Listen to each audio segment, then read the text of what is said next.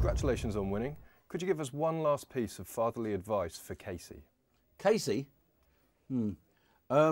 Well, her mother said it, stay away from Lee. I think that, pardon me, I think Casey is the most wonderful person. She's got these enormous assets that she's done very well with. But what we don't know, and I don't know what came over or not, but she's a brilliant dancer.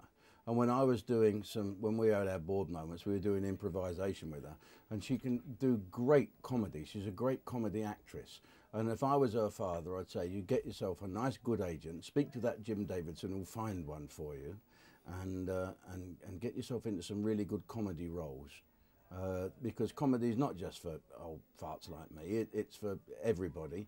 And there's plenty of room for ladies as well.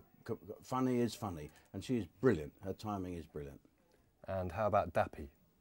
I think Dappy should be bottled and sold to everybody. As you know, Dappy is not from Earth. I've said this quite a lot. I know it's a bit of a conspiracy theory now, and I'd be interested to hear online from anybody, either on my website or your own, if there's been any more sightings of Dappys.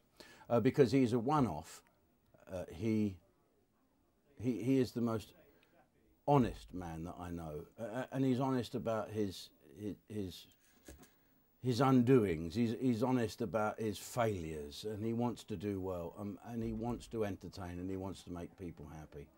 If I was Dappy's father, and he now starts to call me Dad because he lost his father, as you know, I'd be very proud, first of all, and secondly, I'd say you keep making people happy, Dappy. And how about Louisa, some fatherly advice?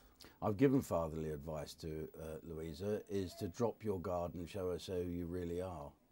She seems to put a barrier around her, and she seems to say, I don't give a shit what people say,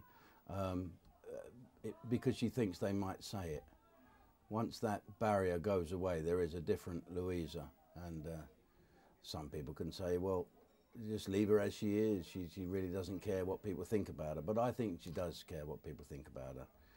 And I care about her. She's a great person. What about Ollie? Ollie's a nice man. He's a new man.